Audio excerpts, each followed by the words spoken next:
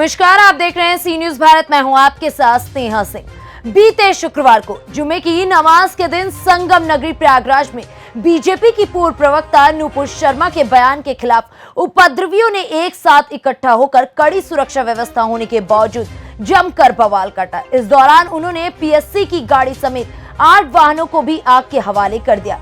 कानपुर में 3 जून को बवाल के बाद से पूरे प्रदेश में अलर्ट जारी किया गया था। जिले में पुलिस प्रशासन की ओर से जुम्मे के दिन बवाल की आशंका के बीच कड़ी सुरक्षा व्यवस्था शहर में अलग अलग मस्जिदों के पास की गई थी। लेकिन दोपहर में नमाज तो खत्म हो गई। नमाज खत्म होने के बाद जो हुआ वो वाकई चौंकाने वाला था। नमाज खत्म होने के बाद करीब 1:30 बजे से उपद्रवियों ने बवाल काटना शुरू कर दिया, जिसके बाद पुलिस को लाठीचार्ज कर उपद्रवियों को खदेड़ना पड़ा और उपद्रवियों की ओर से भी कई पत्थरबाजी की गई। पुलिसकर्मी भी घायल हो गए। फिलहाल एक दिन बीत जाने के बाद संगम नगरी में आज कैसे माहौल है और पुलिस ने अब तक कितने उपद्रवियों को पकड़कर उन पर क्या कार्रवाई की है। क्या घटना हुई थी? सर, आज ये घटना हुई है, उस पर आपको क्या कहना है? आज नमाज सकुशल अदा हुई है और हम सारे लोग और हमारा काफ़ी सारा फोर्स भी अटाला क्षेत्र में था। तो नमाज अदा होने के बाद कुछ लड़के इकट्ठा होना शुरू हुए। यहाँ पर बहुत सारी गलियाँ हैं, इकट्ठा होना शुरू हुआ और उसके बाद पहले हल्ला गुल्ला करने के बाद कुछ लड़कों ने शरारत शुरू किया और हल्का सा पथराव शुरू किया और पथराव के बाद उनको हल्का बल प्रयोग करते हुए हम लोगों ने वापस से खदेड़ दिया है। और इस दौरान हमने कल जितने हमारे धर्माचार्य है, इमाम, पेशवा वगैरह सबके साथ हम लोगों ने बैठक किया था और उन सब ने भी सुनिश्चित करके बताया था कि बिल्कुल पीस रहेगा। लेकिन जिस तरह की सिचुएशंस आज थी अटाला क्षेत्र में, तो नए लड़कों ने शरारत ज़रूर किया, लेकिन हल्का बल प्रयोग करके बिल्कुल चीज़ों को शांत कर दिया गया है और अब चीज़ें बिल्कुल पीसफुल है।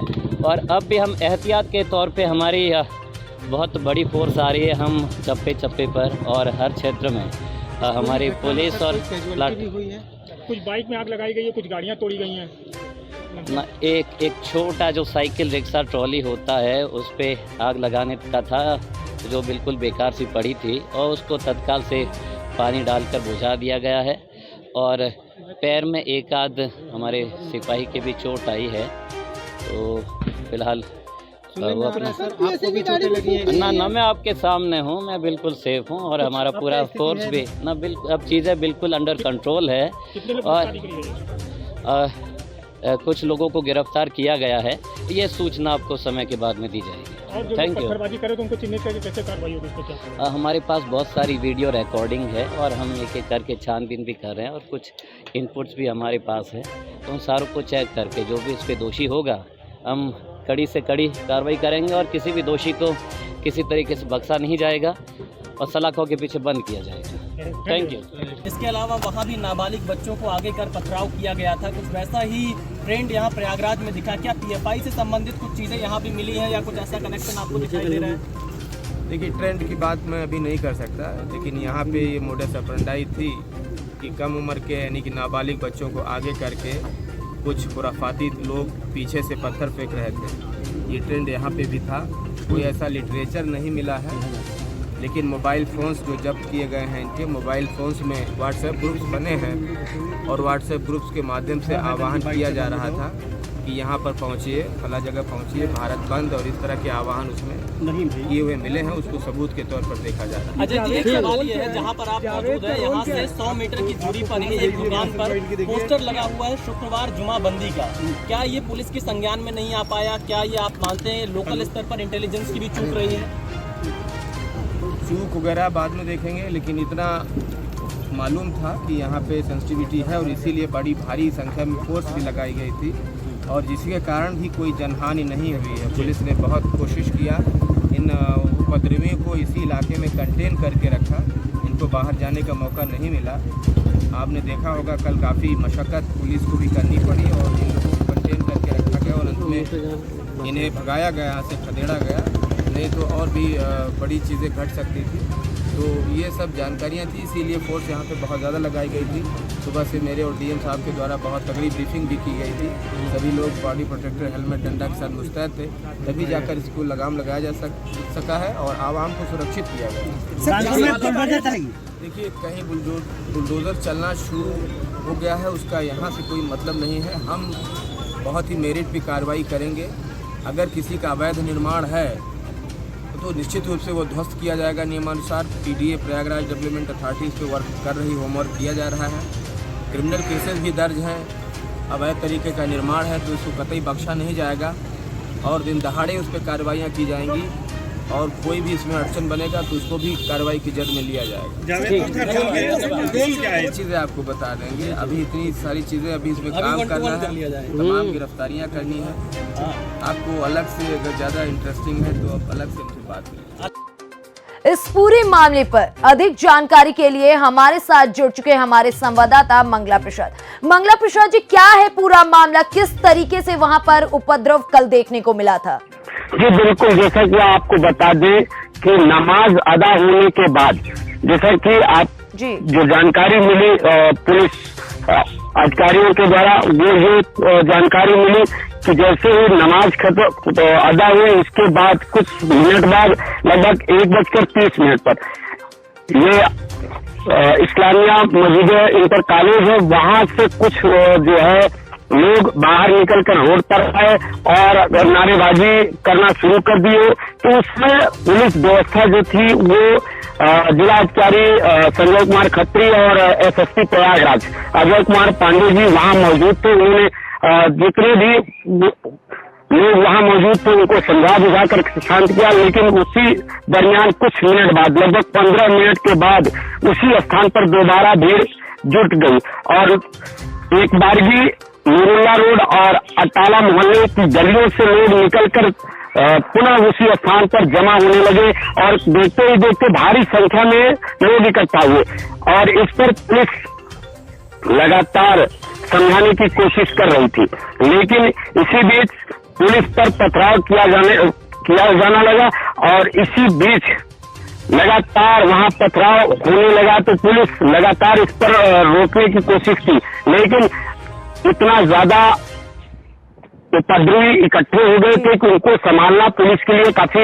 मुश्किल लग रहा था, जिसमें पुलिस प्रशासन ने फिर आंसू गैस के गोले दागे। वहीं ये देखा गया कि कई गाड़ियों को उपद्रवियों ने आग लगा दी। इस मामले में जिलाधिकारी को भी चोट आई है और कहा जा रहा है कि आईजी साहब को भी चोट आई, उनके साथ साथ 16 और पुलिसकर्मी जो हैं वो घायल हैं।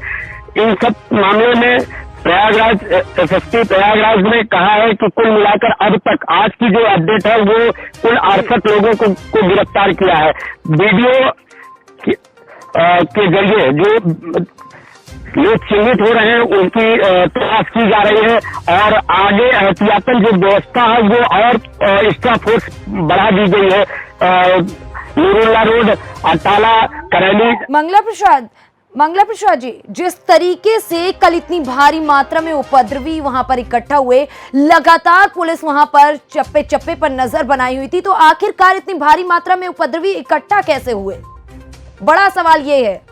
बिल्कुल, जबकि जिलाधिकारी प्रयागराज और वरिष्ठ पुलिस अधीक्षक प्रयागराज के निर्देशन में एक दिन पहले ही इस बात को लेकर के जो मौलवी हैं इनसे बातचीत की गई थी कि किसी तरीके का उन्माद न फैले और किसी तरह का विवाद न हो और आप लोग किसी भी भड़काऊ पोस्ट पर नजर रखें। तमाम बातों को रखा गया था, लेकिन उसके बाद भी इस तरीके से लोगों को संगठित होकर के रोड पर आकर के दंगा करना ये अपने आप में एक बड़ी बात रखती है। ये उपद्रवी किस मुद्दे से और किस बात को लेकर इतनी ज्यादा संख्या में वहां इकट्ठे हुए, इस बात की अभी तक कुछ बात सामने नहीं कर आ पाई है। जो भी अधिकारी हैं इस बात की जानकारी नहीं दे पा रहे हैं, आखिरकार इतनी भीड़ और इतने पत्थर आए कहां से। और जबकि मंगला जी, जिस तरीके से लगातार आप बता रहे हैं कि वहां पर कार्रवाई जारी है, लेकिन 24 घंटे बीत चुके हैं, अभी तक पुलिस ने इस मामले में क्या सफलता हासिल की है? पुलिस अधिकारियों का कहना है कि इसमें लगातार जो भी वीडियो फुटेज है उसके जरिए जो भी लोग उपद्रवी हैं उनको तलाश किया जा रहा है। लगभग 68 लोगों को हिरासत में रखा गया, गिरफ्तार किया गया है। आगे भी पुलिस लगातार जो है तलाश कर रही है। ऐसी पुनरावृत्ति जो है दोबारा न देखी जाए, इसको लेकर के लगातार बराबर वहाँ पुलिस व्यवस्था लगी हुई है, चौक चौबंदी बनाई गई है। आगे की अपडेट के लिए जो भी जानकारी मिलेगी वो आप तक पहुंचाई जाएगी।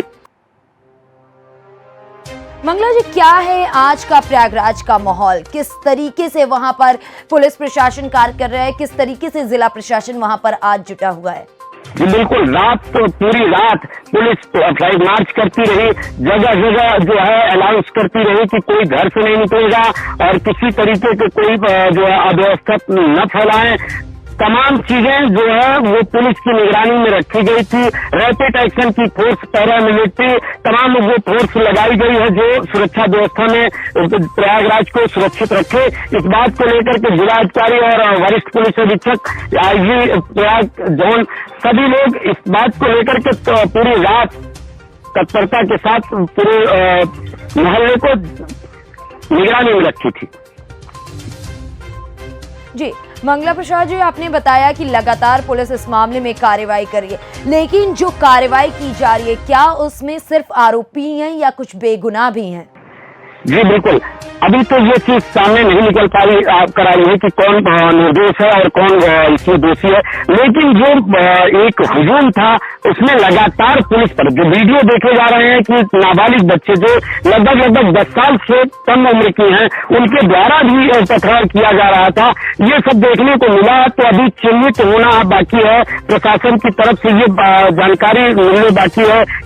जी बहुत बहुत धन्यवाद मंगला प्रसाद हमारे साथ जुड़ने के लिए और पूरी जानकारी साझा करने के लिए।